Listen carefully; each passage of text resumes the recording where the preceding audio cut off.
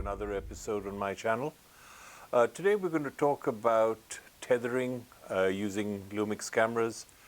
One of the issues that has been there since the release of the Apple Mac OS Catalina is that the tether software stopped working. There was no communication between camera and or the software, so basically we were all out of luck.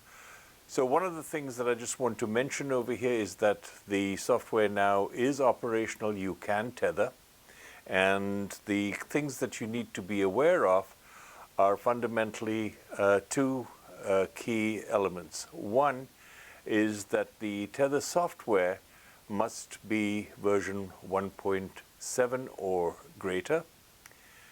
You should have your camera fully updated as far as firmware is concerned, and then make sure that you are on the latest version of Catalina. And let me show you those three components on the computer itself. So the first thing you need to make sure is that whether you have a Micro Four Thirds camera or a full frame camera, that you are at the latest update as far as the firmware is concerned. Now notice over here we're on the S Series camera, and the S Series, both the H as well as the S1, the S1H and the S1 were updated on January 28th, 2020. The S1R had its last update on the 19th of November 2019. So by clicking on go to the download page, you can go get the firmware, and there are a fair number of YouTube videos that will show you how to actually upgrade your camera if you don't know how to do that.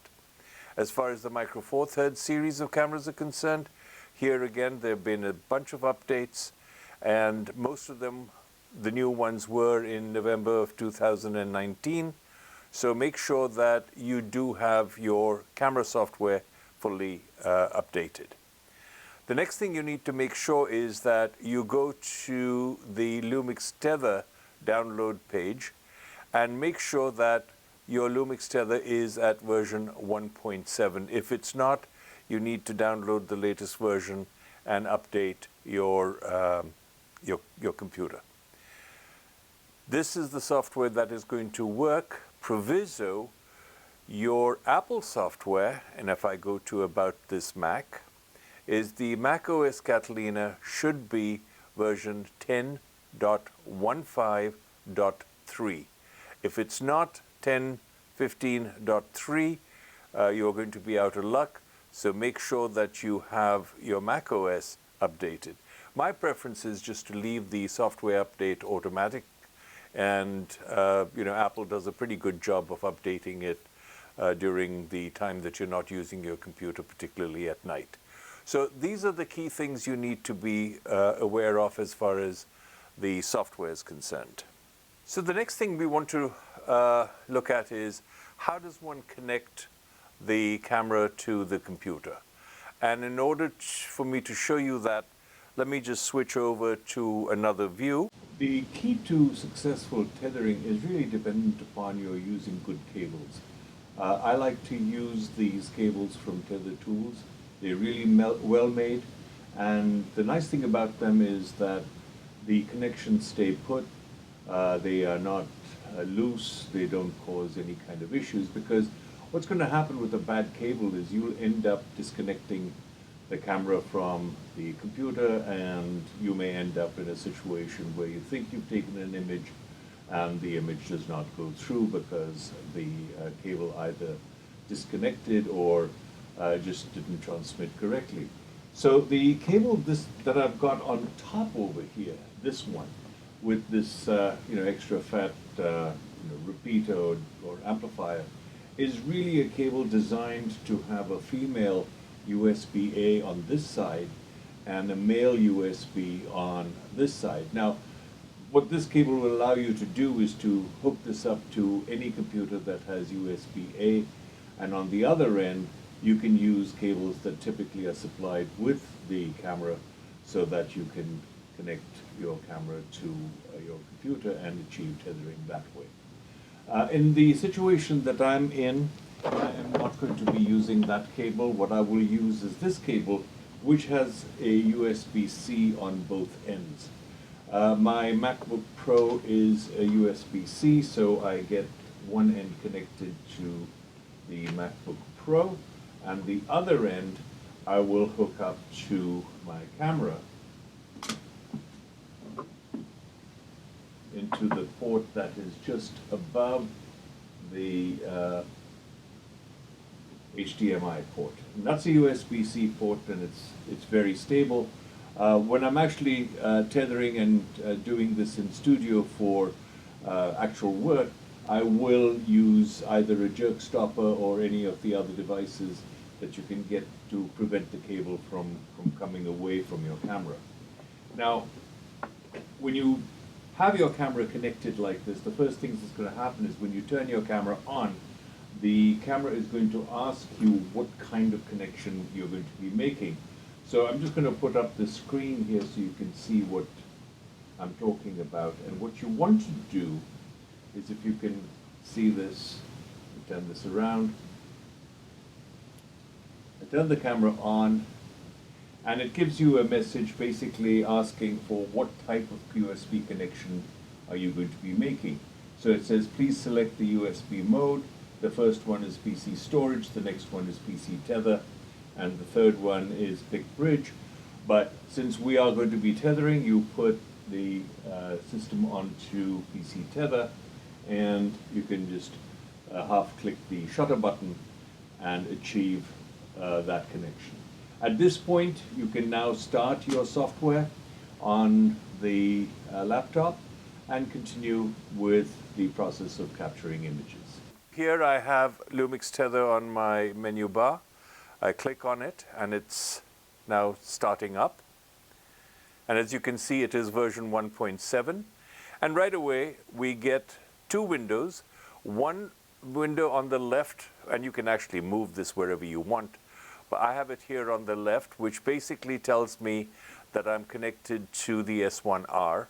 This window here is nothing more than the live view window. And if you want, you can turn it off. I prefer to leave it on because there's a bunch of settings that I can actually work with when I'm on this particular thing. So let me turn the light on for the subject that we're focused on. And I'm just going to manually focus on the subject.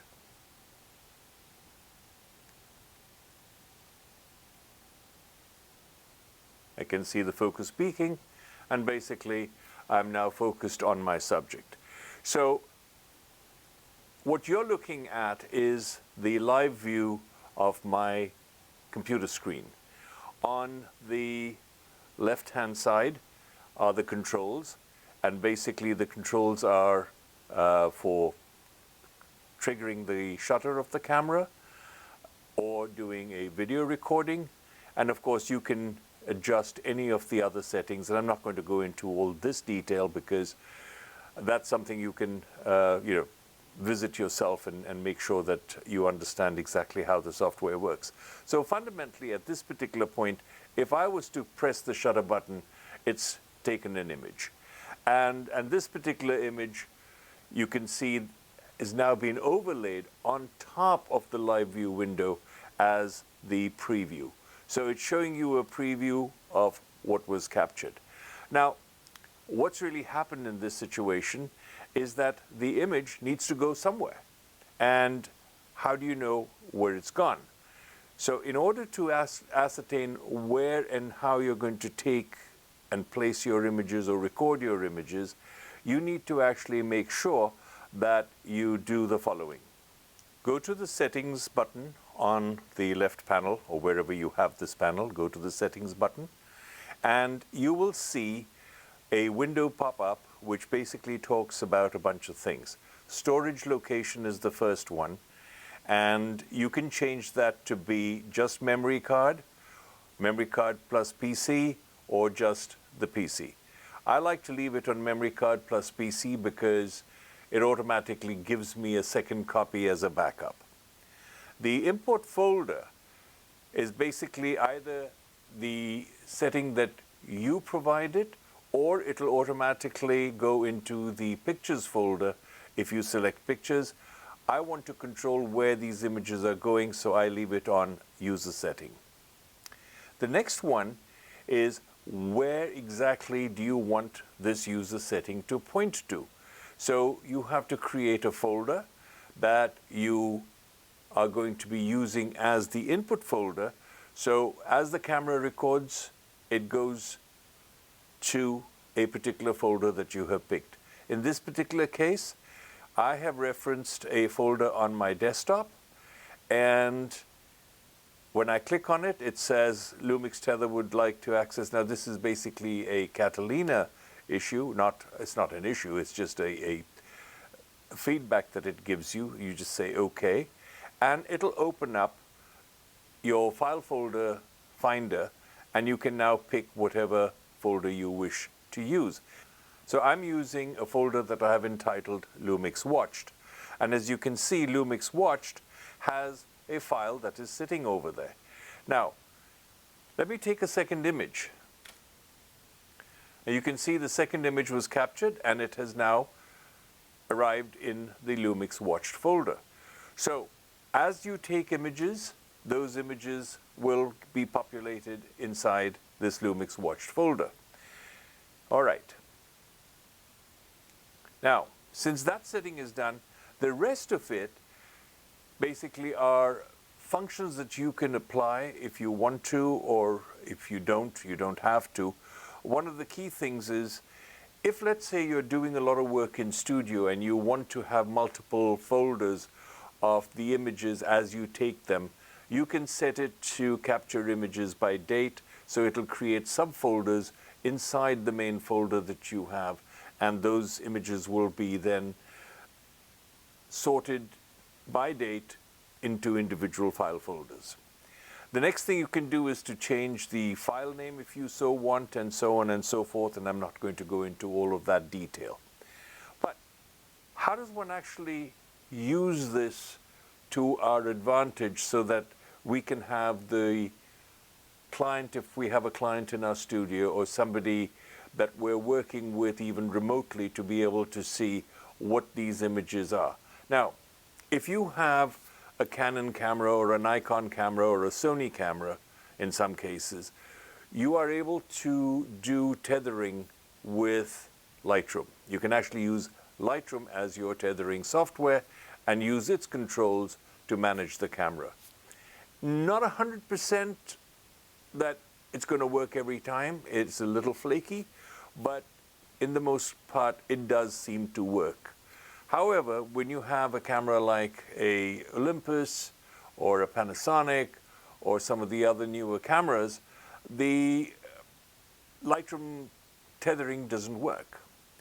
Similarly, if you use Capture One, which is the primary software that I use, I can't tether a Panasonic camera to Capture One. It will look at all the files, it'll work with the files, but it won't tether to the camera. So in order to get this all to work, one has to really see how we set up Lightroom, so that Lightroom, in fact, is going to be able to do what it does when it connects to a known camera, i.e., Canon, Nikon, etc. So let's see how we set up Lightroom to do this.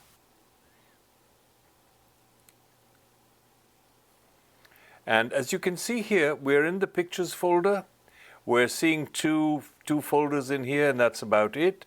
So we're going to set up the auto import, which is in the File menu.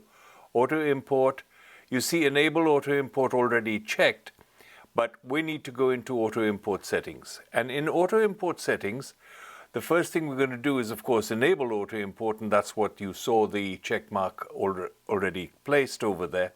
We're going to choose the folder that we're going to import from, and that's the Lumix Watched folder, which is actually sitting on our desktop. So let's go to the desktop and just re-click the Lumix Watched folder, choose it. So you can see the path over here, users, Shiv Verma, desktop, Lumix Watched. That's what we've chosen. So that's what Lightroom is going to look at to see as a file arrives in there, it's going to do its auto import using the features that we're going to put into place next. Now, where's this destination? Where's this file going? And for that, we're going to create a file under our Pictures folder. So let's just go into our Users, click on that, go into Pictures, and in the Pictures folder, we are going to create a new folder, and we're going to call that Lumix Imported.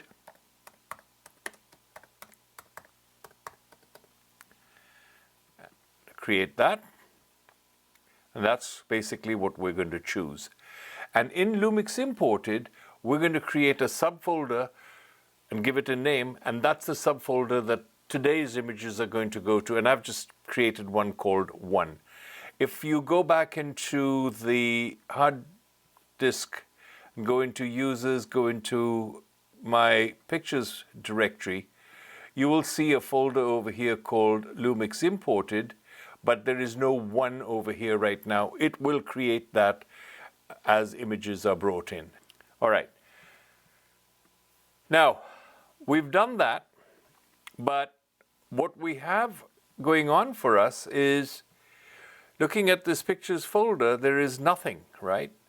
Go back into File, we have Auto Import, we have our Auto Import settings, we've got the Lumix Watch folder here, we've got the Lumix Imported folder here, and we have a subfolder. But in our Pictures directory, this is where all this is. There is nothing. So how do we get that to actually start working?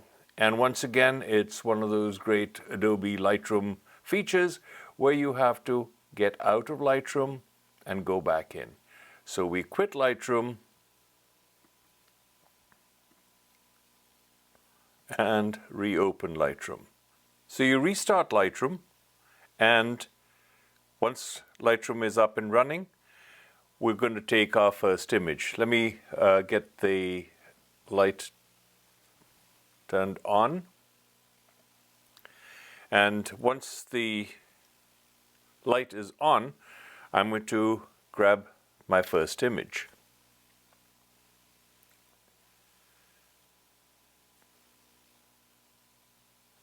And now if you watch the screen, you can see a folder appears which is called Lumix Imported.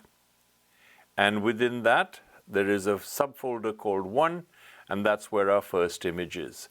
Now, any subsequent images we will be able to see right away. So I can now open this image and show it to the client or do whatever I want. And now let me click the camera and take a second image. And now you see there are 2 images there. Let me take an image blanked out with my hand. And we can take another image. So what it is basically we are importing images from the folder that we are capturing images into. So Lumix Tether allows me to capture images into a folder which I've named the Watched folder. Lightroom Classic now looks at that folder for any incremental activity or any incremental images that are going to show up in there. And as soon as an image shows up in there, it'll import that image into the folder that I have directed it to import it into. Let's just go and quickly look at what's going on. If I look at this folder, which is called Lumix Watched, it has no images in it. Because every time I capture an image, that image gets moved from this folder by Lightroom into its own catalog. I'll click an image, the image will show up, and then it gets imported. Now, when it gets imported, it gets deleted from here because it's a move function. That's how Lightroom and Lumix Tether can coordinate activity as far as importing images.